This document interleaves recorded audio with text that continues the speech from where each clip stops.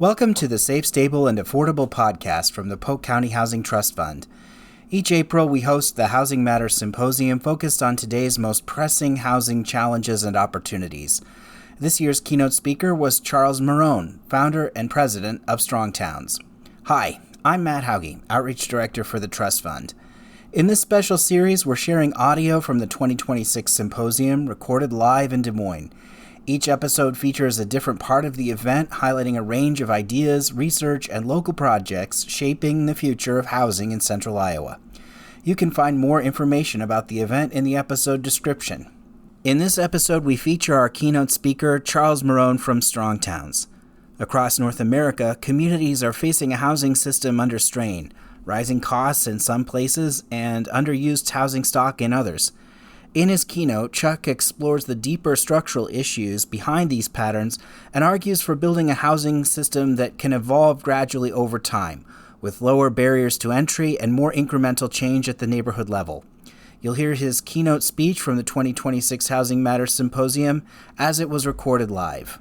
Let's talk housing. Right now, today in America, there are two conversations happening about housing. One of them is about housing as shelter, as the place where we live, housing affordability, whether people can get into homes, whether they can get into homes that they want, that they need, that are decent.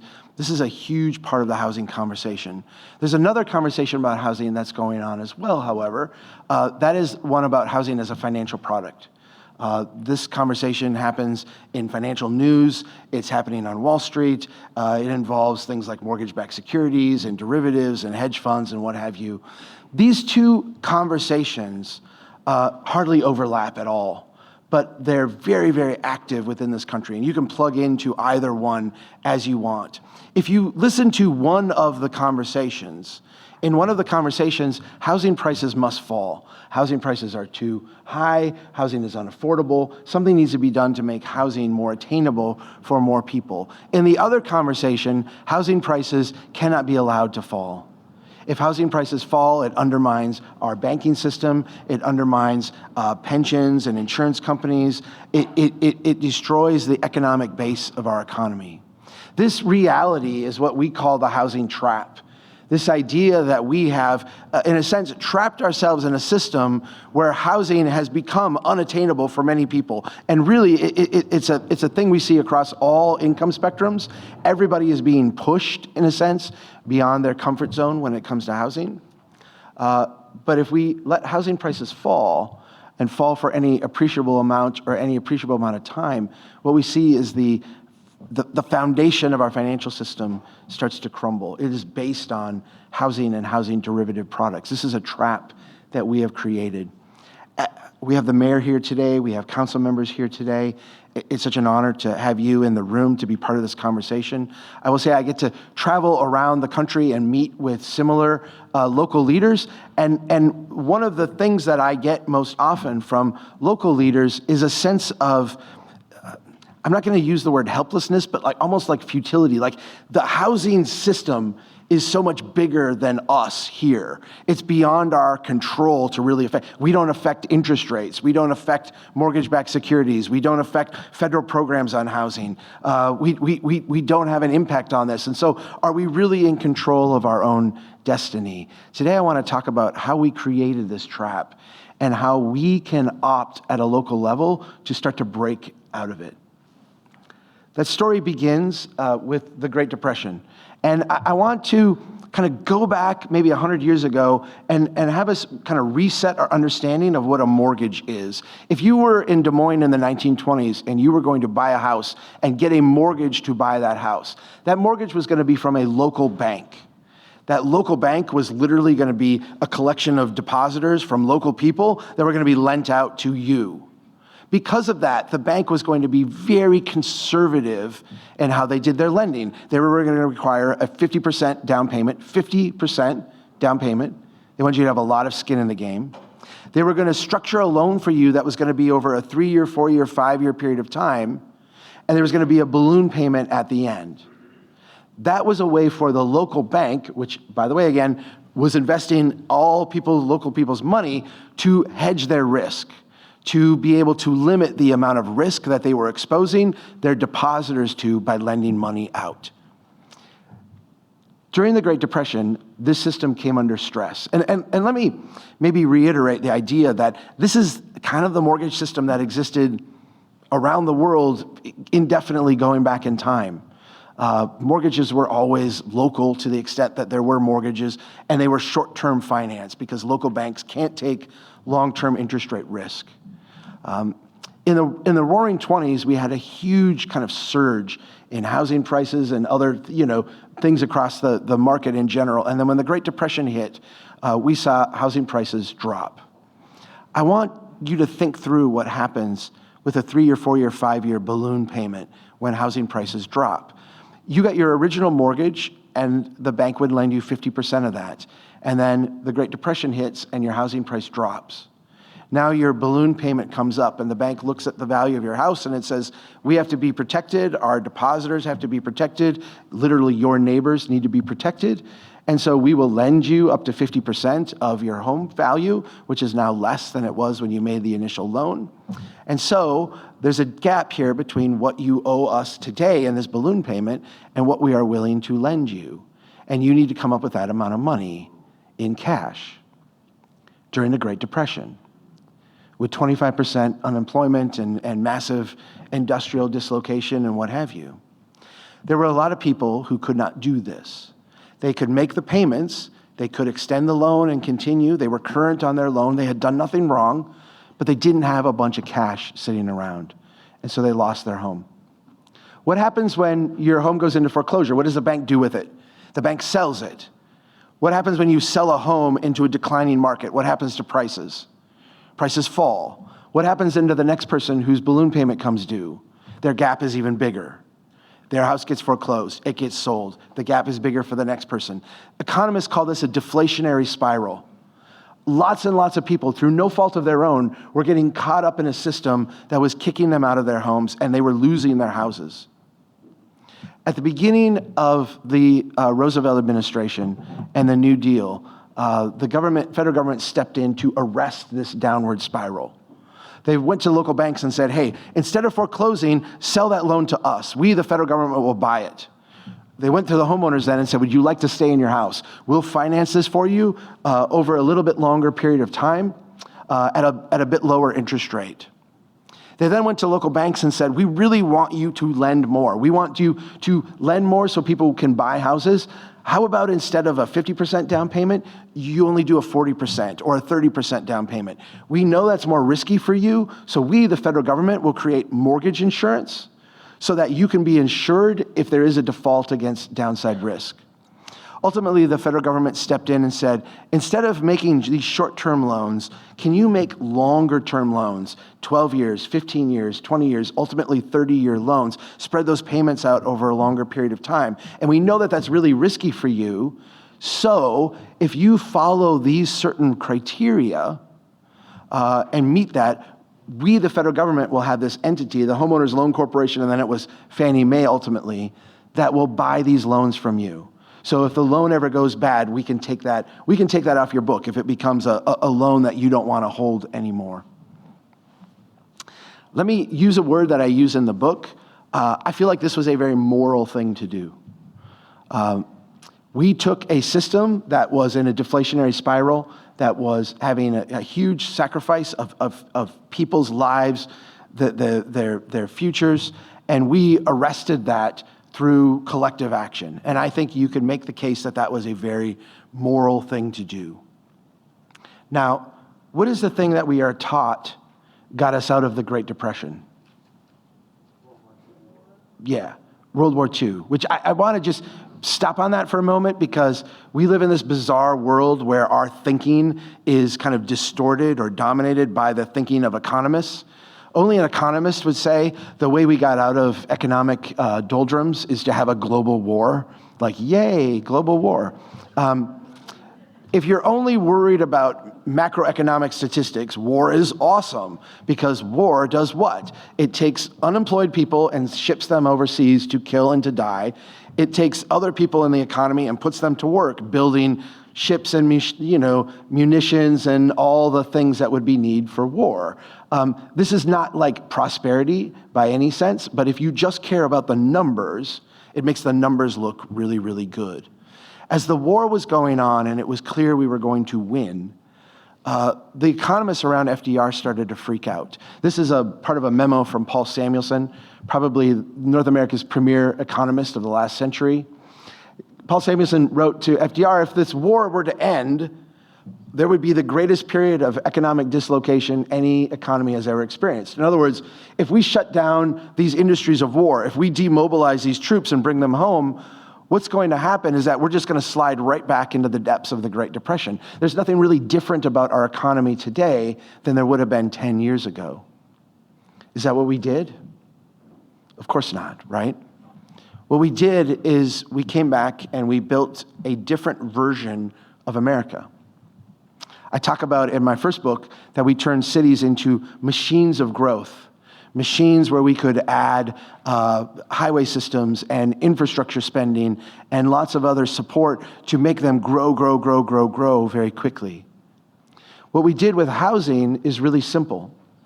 We took the programs that stopped the decline and we turned them around and helped redirect them to building more housing. In other words, we as a matter of federal policy work to make it easier for more people to borrow more money and ultimately pay more for housing. You got a 12-year mortgage, how about a 15? How about a 20? How about a 30-year mortgage? You've got a 50% down payment, how about a 40%? How about 30%? How about 10%? How about 5%? How about no down payment? How about down payment assistance? Interest rates at 7%, can we get them to 5? Can we get them to 4? Can we get them to 3?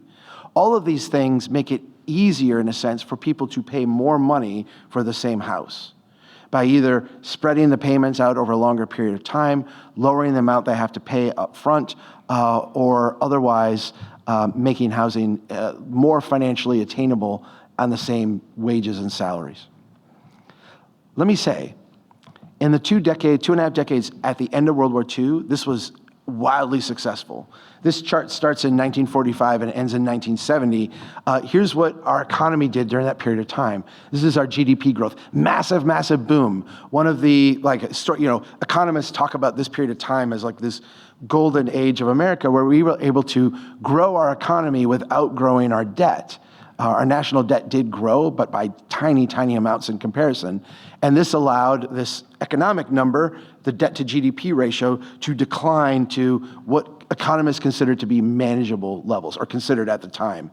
We've redefined that now. But this is the huge kind of growth success story.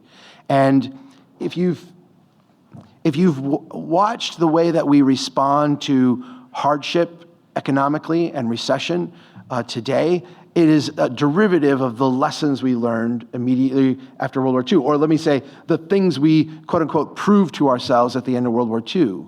You hear politicians on both sides of our political spectrum, economists that support them, talk generally about growing our way out of our problems. One side tends to prefer tax cuts and deregulation. The other side tends to prefer investments of some sort or another. But in both systems, the idea is we have hard times. We will do something today that will allow us to grow faster than we otherwise would, and that will fix our problems. That lesson was proven to economists in this period of time. That's what you're seeing right here on the board. Here's what is often not talked about, and I think is a really important part of this story. Yes, our public debt hardly grew, while our economy grew by enormous amounts. But what did grow was private mortgage debt. Private mortgage debt grew by over 1,100% during this period of time, a massive, massive run-up of debt. We financed the first iteration of suburban expansion in the United States by having families take on extraordinary levels of debt.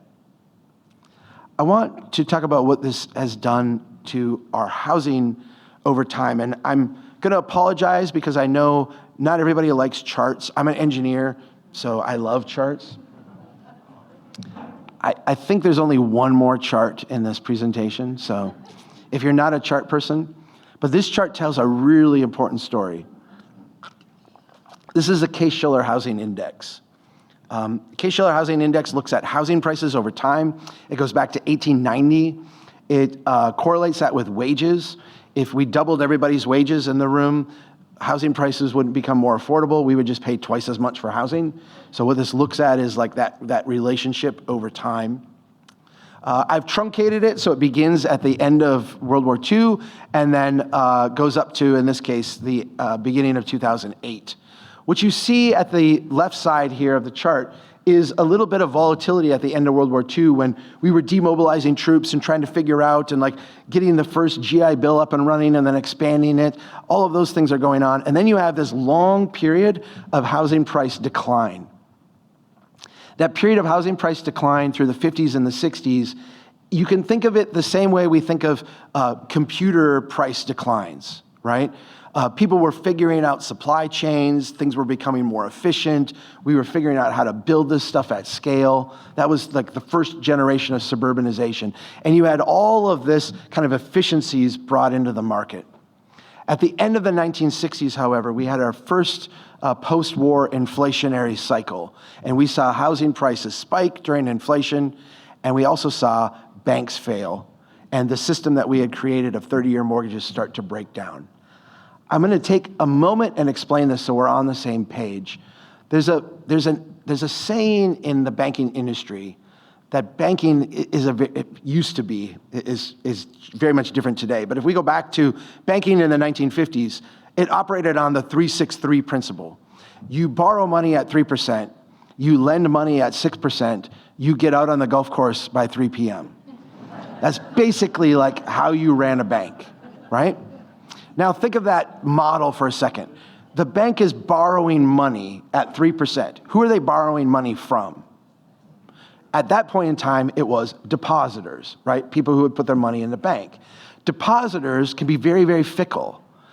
They can go get their money back tomorrow. Like there's no long-term commitment. That's why if you get like a CD, they'll pay you a little bit higher interest rate because they get to keep your money longer. It's more secure for them to borrow from you at a longer point in time. And so what happens is that banks have, in a sense, a borrowing short kind of system where literally if you're not paying a competitive interest rate, people can go take their money out of your bank and often will. All right, let's say a bank has 3% that they're paying you depositors. They do a 6% mortgage. If we go back to, let's do it this way. Now we're doing 30-year mortgages at 6%. And we hit an inflationary period at the end of the 1970s.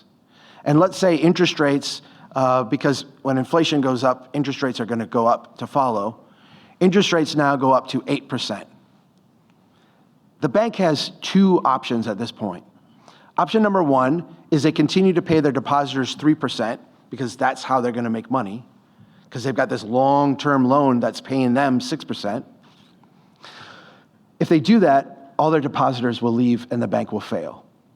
The other option is that they pay depositors 8% and then they lose money every month, month after month after month, when they're collecting 6% and they're paying out 8%. In pre-Great Depression mortgages, you could do that because there was an end to the bleeding. Your portfolio would roll over every few years. You could, in a sense, reset. And if market conditions changed, you could reset the deck and go back to higher interest rates. But with a 30-year mortgage, you don't have that option.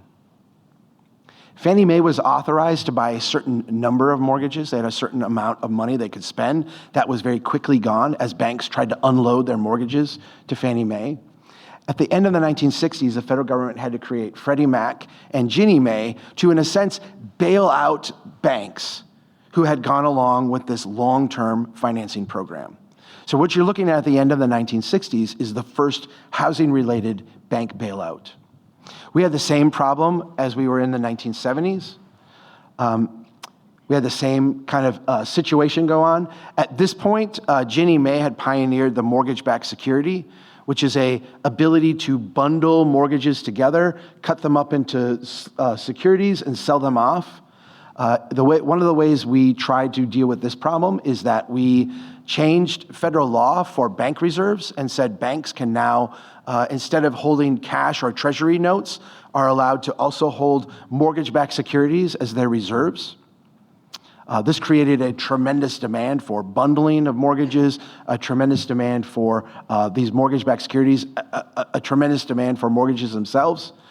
We also, in the 1980s, as a way to kind of alleviate the housing crash or the inflationary issues we had with banks, was to deregulate the system.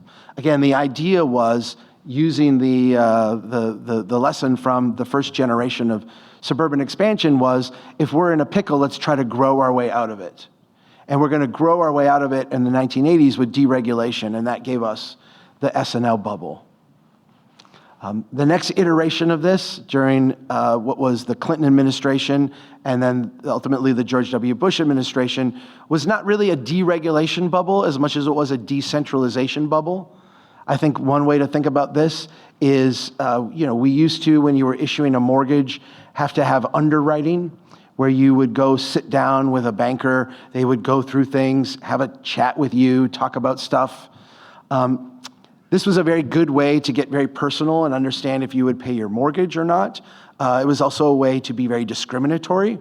There were a number of instances where they would submit a loan, someone would submit a loan application with an employment history and everything, and then they would change just the name and submit it again.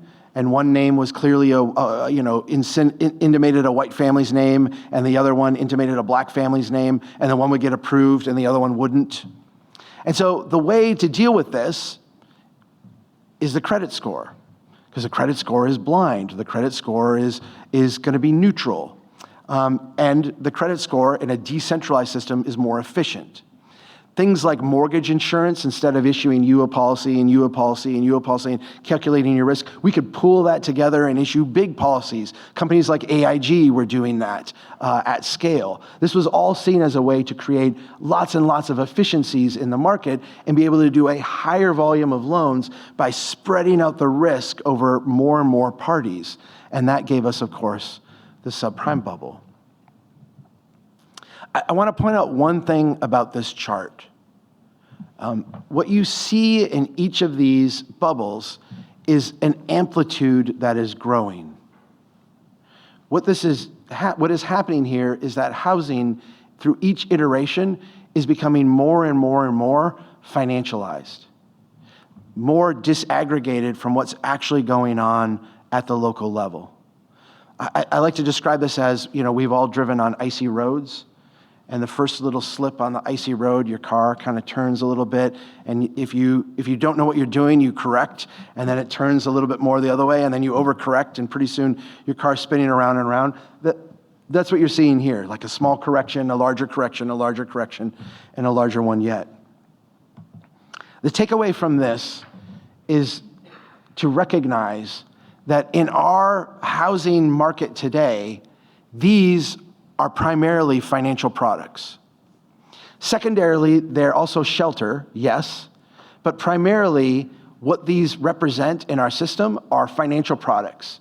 Financial products that are sold on to a secondary market, are bundled together, are cut up and securitized, are bet against, hypothecated, bought up by pension funds and insurance companies and banks to hold as their reserves, traded, instantaneously around the world. These are the basis of our economy.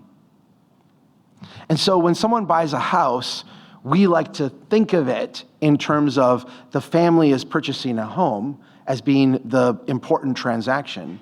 But the reality is that the important transaction in our economy today is the creation of a piece of paper called a mortgage and a promise for someone to pay over the next 3 decades on that note. That promise is what has all the value and is actually driving the liquidity in our marketplace today. So where are we at in this chart? Of course, we're here, right? And again, I'm going to reference economists, and the way economists talk about this, you can actually go and just pay attention. If you ever read an economist talking about 2000 to 2008, they will talk about a housing bubble. They will use the term bubble. They will say, we were in a housing bubble. What is a bubble? A bubble is a distortion of reality. It's something that is not supposed to exist. It's something that is out like multiple standard deviations beyond normal. Those same economists in the next paragraph and the next sentence in the same speech will talk about what happened from 2011 to today as a housing recovery. How do you recover to a bubble? How do you recover to a market distortion? What does that actually mean? Making it easier for more people to borrow more money to pay more for housing is no longer the answer. I think we can make the case that at one point it was a moral answer to an urgent problem. Today, as we're sitting here today, it is no longer the moral answer. And I used to pause here in the presentation and talk about kind of the national political landscape and point out that we do have a lot of tension, but we have some things that we have bipartisan agreement on. And one of them is that housing prices should remain high. If we look back at the last presidential election, we had Team Red and Team Blue. Team Blue's housing plan boiled down to we want to provide housing assistance to people who are having a difficult time getting into homes. We want to provide down payment assistance, mortgage insurance assistance, interest rate assistance. In a sense, we want to make it easier for people to pay those elevated prices because the prices have to stay elevated. Team Red's plan was to do things like we're going to privatize Fannie and Freddie. Fannie and Freddie were taken over by the federal government in 2007, 2008, when the market collapsed. They went broke because they took on all the bad mortgages and then did a bunch of other risky stuff. So the federal government has taken those entities over. The idea is there's too much restriction with government ownership. They can make riskier loans, in a sense, to riskier borrowers if they were a private company again. The other plan that was floated, and it's kind of funny because it's now resurfaced, is the idea of the 50-year mortgage. This was a Team Red idea again. We will, if a 20-year mortgage solves the 12-year mortgage constraint, if a 30-year mortgage solves the 20-year mortgage constraint, why don't we just spread those payments out over a bit longer period of time? That would allow you to, again, pay more for housing than you could otherwise afford, keeping housing prices elevated within this housing trap that we've created.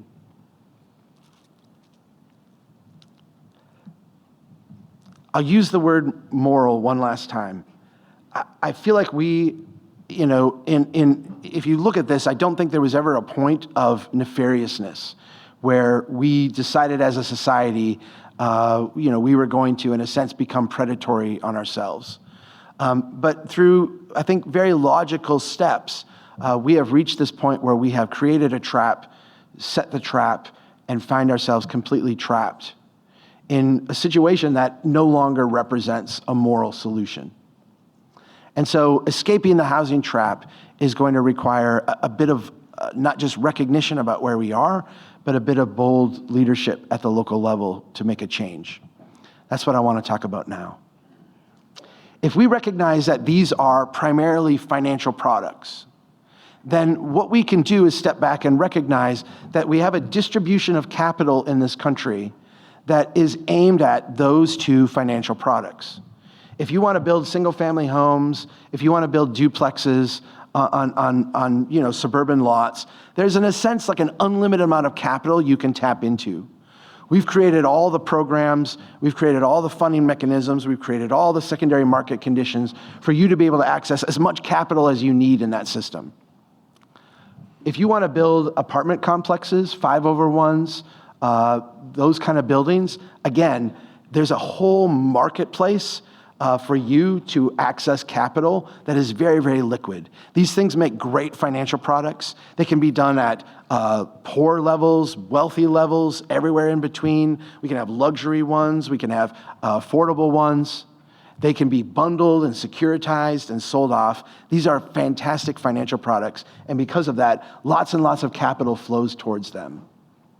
If we go to the wealthy end of the the capital distribution, we can recognize that there's not a lot of volume here, but wealthy people don't have difficulty financing their homes. Where there is immense amount of demand, but no capital at all, is on the very entry-level end of the spectrum. Entry-level housing has enormous demand, and it is almost impossible to get financial products scaled to this end of the market.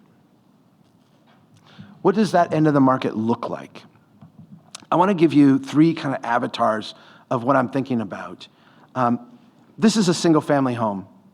In the United States today, 2 out of 3 homes are single-family homes, houses with multiple bedrooms. 2 out of 3 households in the United States are 1 and 2 person households. So a person or a couple living together in a place.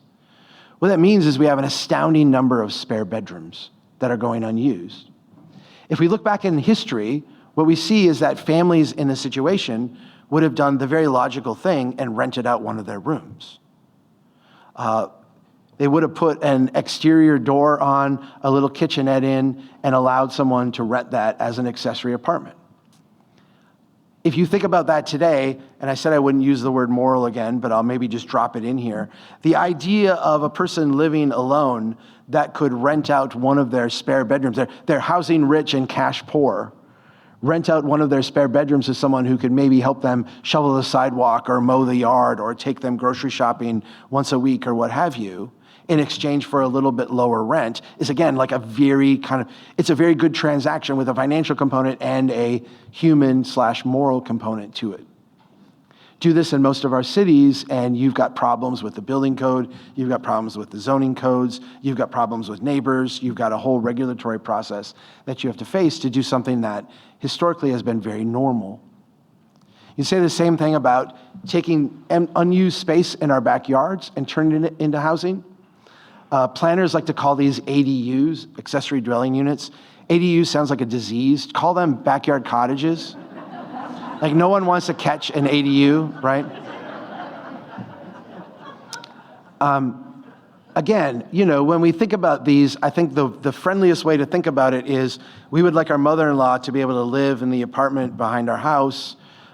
She can have her own independent living, but also enjoy the closeness of being with family. We can keep an eye on her. She can help with the kids. There's like a natural kind of thing that I think we would historically talk about as being a net good. That's one way to think about them, and I think it's a very wholesome and positive way to think about them. A backyard cottage that is used by a mother-in-law can someday be used by a family just getting started, by a kid in college, by someone going through a divorce who needs a place to stay for 6 months while they get their life together. These are all people who also need housing that can fit nicely into this framework. This is a starter house. In my city, we call these tiny houses.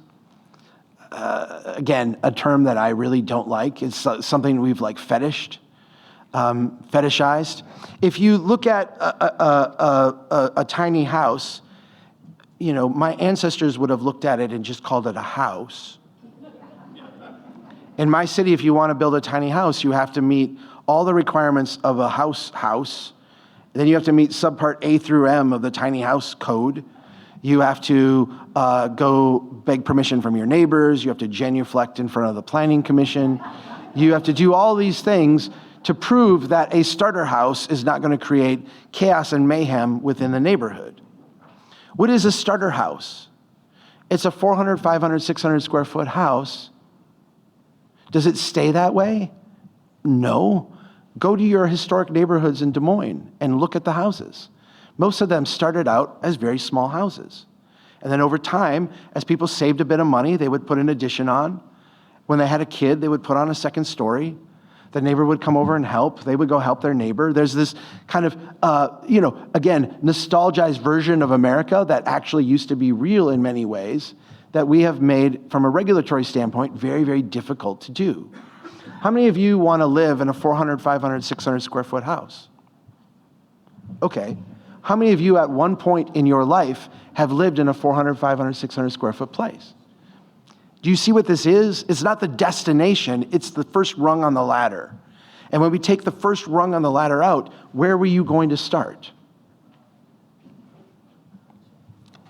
If we want to have this revolution, if we want to change the way we do housing, we are not going to affect Fannie, Freddie, what they do. We're not going to affect the Federal Reserve and what they do. We're not going to end the mortgage-backed security market. We're not going to change the 30-year mortgage. We don't have that power to do that. But what we can do is we can actually fill that missing gap in the marketplace by making it really easy to build as many starter homes, as many entry-level homes as possible. And let me explain what that will do over time. If everybody in our community can get into a place, it might not be the place they want, it's not going to be the final destination, but they can get into an entry-level home at a price they can afford. Then what happens is that the macro market locally here needs to bend towards us. Because instead of someone being in a situation where they have to pay way too much for rent to a hedge fund that is not in Des Moines, right? With rent constantly going up and they're squeezed and they can't save money. And so the desperate move is to get out and try to pay as much as you can to get into that house so at least you can start building some equity. What we can do is get people into a stable situation in a place they can afford, not the place they ultimately want to be in, but a place they can afford to be in where it's stable so that they can save some money. So that when they do enter the macro housing market, they're not doing it from a position of desperation, they're doing it from a position of strength. They can let the bad deal go by. They can wait for the deal that meets them. They can essentially make the market bend towards them. And if we do that as a region, what we will see is that housing prices will start to react to us locally, what we can afford, what our supply and demand market is, not what liquidity flows are. To make this happen, there's three things we need to do locally. We need to reform our codes. We need to create a group of people who would actually build this kind of housing. And we need to localize the finance, fill that gap in the marketplace that isn't there. We need to fix our codes, we need to get developers online, and we need to help them find the money. At Strongtown, we've created toolkits based on the book. I wrote this book, and I was out on book tour, and I would run into mayors and other people who would tell me, I really love the book, Chuck, it was great, I read it 3 times. Where do I get started? And I'm like, well, the book tells you what, yeah, but like, what do I do? I'm like, well, the book yeah, but like, what's the first thing I should do? And I had to acknowledge that like this was a person in the trenches on the front line telling me that the book did not answer all of their questions, right? Which is a fair critique. And so what we did is we created toolkits, basically like, here's how you start. Here's the things you do. There's 3 toolkits. 2 of them have been released. 1 is still in production. For those of you that are Strong Towns people, I promised it in the first half of the year. I still have 2 months. I don't know if I'm going to make it or not. I'm trying really hard. But I'm going to go through these and then give you kind of the ideas. And just know, I'll give you the web address at the end, strongtowns.org/housing-ready, where you can get all these toolkits for free. Thank you, Strong Towns members. The first one has to deal with that first issue of regulatory reform. How do we reform our approach so that these kind of entry-level housing is really easy to do? And I'm going to say this up front because there's a lot of people who are really deep into regulatory reform, and when you talk to them, they get kind of foamy at the mouth. They're like, well, we need to do this, and then we need to do that, and then we need to do this. And they've got like this infinite list of things we need to do. Agreed, there's a lot to be done. What we see is that if we can do 6 things, that will get us like 90% of the way there really, really quickly and give us a lot of momentum. So what are those 6 things? The first one is that we need to allow single-family homes conversions by right. Single-family homes should be able to be turned into duplexes or triplexes, and that process should be ridiculously easy. If someone wants to rent out that accessory apartment, take that spare bedroom and rent it out, that should be really, really easy to do. No special permits, no special hearings, no special fees. Show up in the morning, explain what you're going to do, meet the requirements of the code, demonstrate that, and then go out and start doing it. Same thing with backyard cottages. They need to be allowed everywhere in every zone that we have residential. This should, again, be very simple and very easy to do. As an engineer, I know we start to layer on top things about, oh, you've got to have a separate water connection and a separate sewer connection. So you have to dig up the street, and that's going to be $30,000. Places that are serious about housing don't let those things get in the way.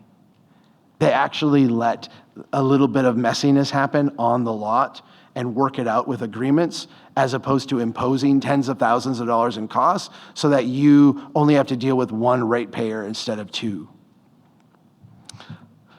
We got to legalize starter homes in all residential zones. The idea that we can build a small house and that it will, over time, start to grow and expand. I am not in favor of tiny house communities. Again, I think this is where we kind of fetishize poor people. Let's cluster them all into tiny homes over here. The way we do this well is to use vacant land and extra spots we have in our landscape to tuck these homes in where they economically make sense. To do that, the fourth thing is to eliminate minimum lot size requirements in existing neighborhoods. If there's planners in the room, they start to freak out about this because lot size is one of those, ancient, meaning 50-year traditions that we have in planning. I'm not saying no lot sizes on the periphery where you're still building for reasons undiscernible to me. I'm talking about in existing neighborhoods where you have utilities in place, you've laid out the lots, you've got use, and now you've got backyards and front yards and side yards and all this stuff that you can't make use of because you've got arbitrary setback requirements and that kind of thing. Get rid of your minimum lot sizes. The thing that tends to freak people out is like the fire code stuff. Keep the fire code. If you've got to have 10 feet of separation between buildings, you can do that. You don't need minimum lot sizes to make that happen. We've cut up the landscape in very strange ways. This will allow a little bit of freedom to make better use of the existing utilities we have. Step number 5, get rid of our parking requirements.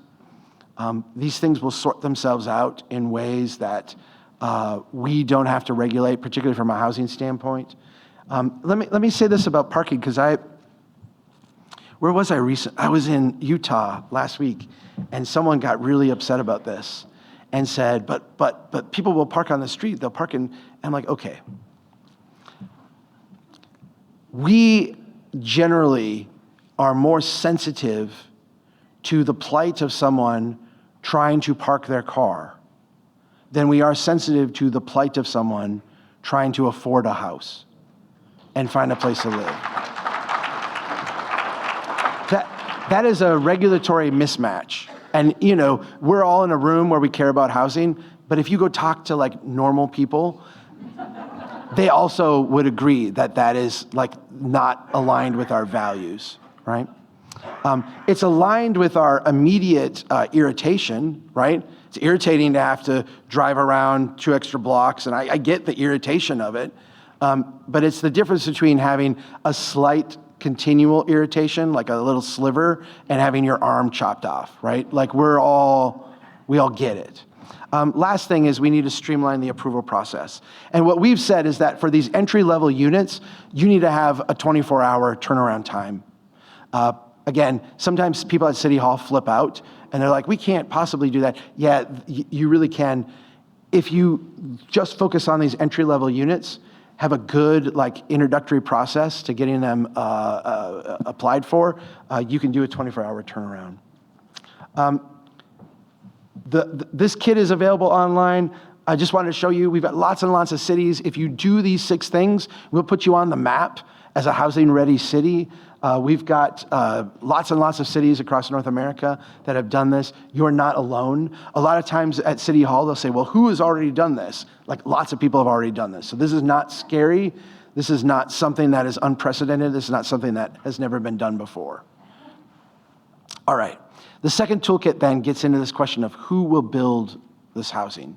Because this is not the kind of housing that our current set of contractors who are out building single-family homes and duplexes, or the contractors who are building the 501s, it's not the kind of stuff that they're going to do, right? And so the question we always run into is like, okay, Chuck, who's going to be the contractor that will build that backyard cottage, that will build that small house, that will take that single family home and convert it into a duplex? Who is that? And here's the thing. Those incremental developers are everywhere in your community. They're all over the place. They're just on the sidelines today. There are lots and lots of people. And I grew up in a family where my parents went back to school and became teachers when I was a little bit older.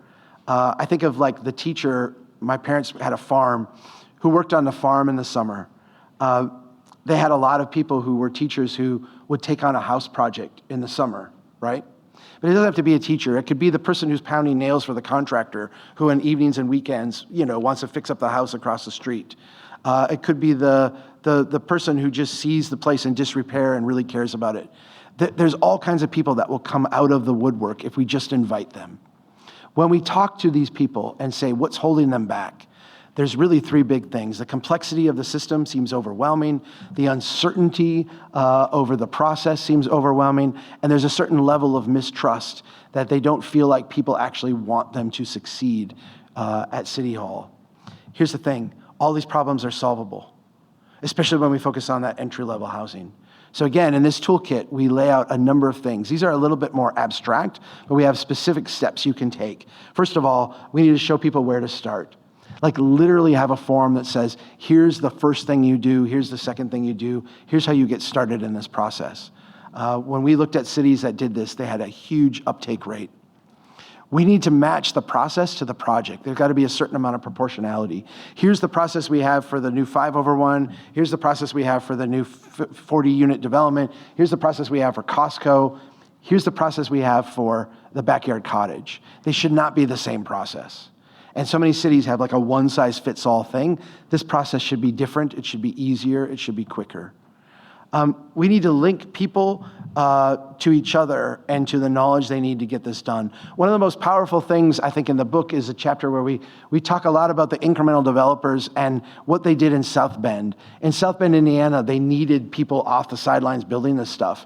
And what they did is they set up just a monthly small incremental developer meeting. And the city would provide pizza and some pop and a speaker for talk for 10 or 15 minutes. But they'd say, anybody who is interested in doing incremental development, come here and we'll just have an hour and a half kind of thing. The biggest thing that came out of that is the contractors, the developers talking to each other. Because these people were not competitors. They were actually trying to build a market out of nothing. And so what would happen is that they would get in a room and then they start talking to each other about their problems. Oh, I'm having a really hard time getting financing. Really, what bank are you going to? Well, this one. Oh, yeah, they're terrible. Here's the card for my banker. Like, this guy knows what he's doing. Oh, I'm having a real hard time with my plumber. Which plumber are you using? Oh, yeah, don't use them. Here's the plumber that I've been using. And all of a sudden, they're building like an ecosystem of support amongst each other. And all it took was just the city to actually convene people in a room and get them chatting. It's really, really, really powerful way to build a new layer of mobilization in the community. And then the final tip here, and we go into this a little bit in the toolkit, is to shift the culture at City Hall from gatekeeping to guidance. We often ask our planners and our regulators to be gatekeepers. Do you pass this bar or not? Our job is to say yes or no. When it comes to this style of housing, because of the people that are doing it, they're not showing up with teams of engineers and lawyers and regulatory people. They're actually showing up with, a literal like back of the envelope kind of thing. What we've seen be really successful is like Tuesday afternoon becomes incremental developer day. And everybody who would need to approve a permit for an incremental developer sits in one room and you're all there to answer questions and move things along. We found one city where the fire chief was the biggest impediment to getting things done in a timely manner. Permits were sitting in the fire chief's desk for 45, 60 days sometimes. When we went and talked to the fire chief, said, like, what's your process? Fire chief said, well, I'm the fire chief. I'm busy saving lives, dealing with fires. Permitting stuff is kind of like the lowest priority I've got. So what happens is this box tends to fill up, and when it gets too full, I'll take an afternoon and go through them. Okay, fair. What do you look at? I look and see if there's 10 feet of separation between the buildings, and if there is, I approve it, and if there's not, I send it back with more questions. Okay, so if we just made sure that the buildings were 10 feet apart, it wouldn't need to come to you? Oh yeah, that would be really great. Then my box wouldn't fill up as much. These are the things that are embedded in our systems that when we start to peel the layers back can get us to the result we want a lot quicker. I'm 20 seconds from my time limit, and I want to talk a little bit about the third toolkit that has not come out yet, but I think is really important. I'm going to try to do this really quick. This one is, how do we fill that finance gap? And I think one of the reasons that I've struggled to finish this one off is because it is so, it's pushing some boundaries. Because we think of like the city, I'm going to say this, and I'm not saying this about Des Moines because I don't know specifically. I'm going to say this about cities in general. Our expectation of cities in the marketplace is to be the dumb money.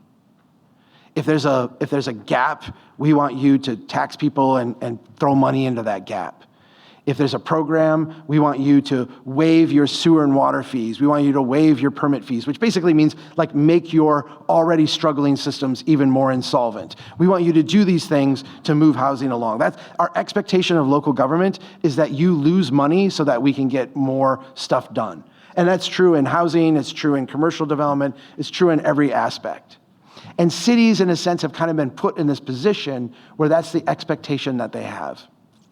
What I am asking cities to do is to be difference makers without losing money and without taking great risk.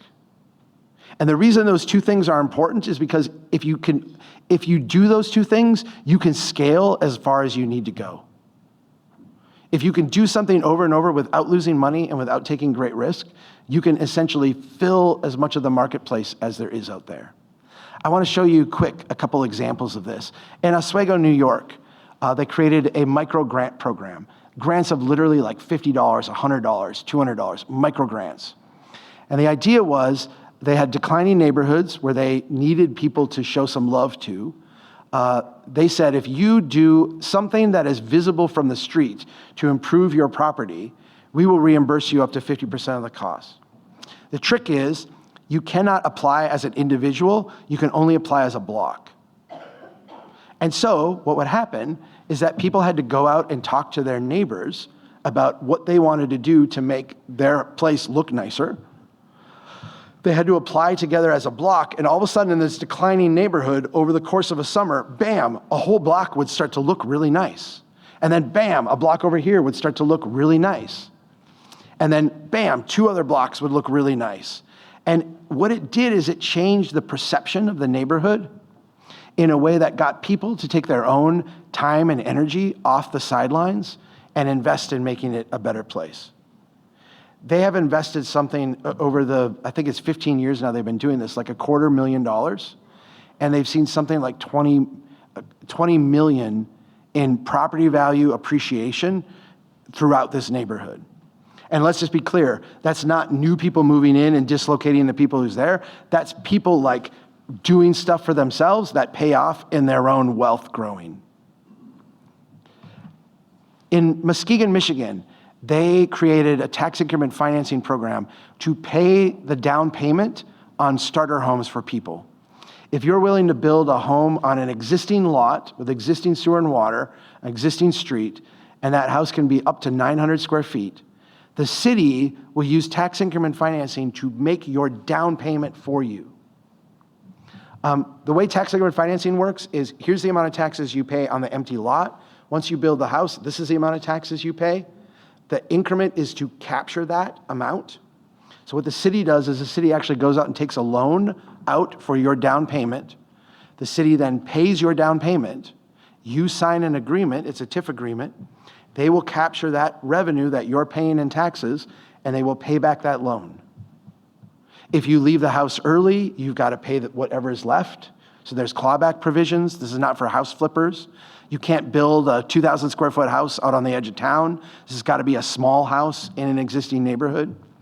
They've used this program to build dozens of houses very, very quickly that would get affordable levels of people into them at prices that they can afford. In Minnesota, we can do a similar thing with special assessments, where I'll use the special assessments on roads and sewer and all that. You can actually finance stuff for people through this method. Again, local banks are kind of loath to do these loans because there's not a secondary market, so they got to hold them locally.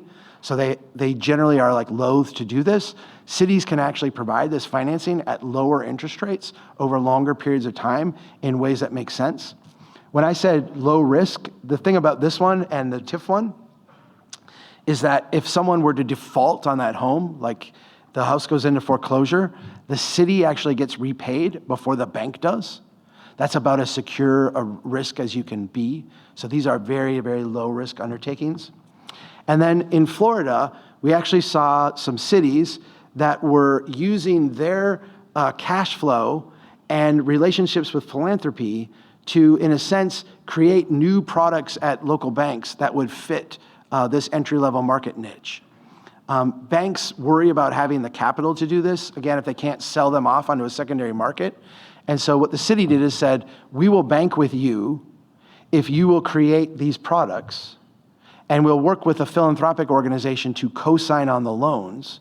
So you are going to take no risk, and you're going to have all the capital you need because we will put our $50 million a year of our budget. When we get our tax revenue, we'll put it in your bank so you have plenty of liquidity to make this happen.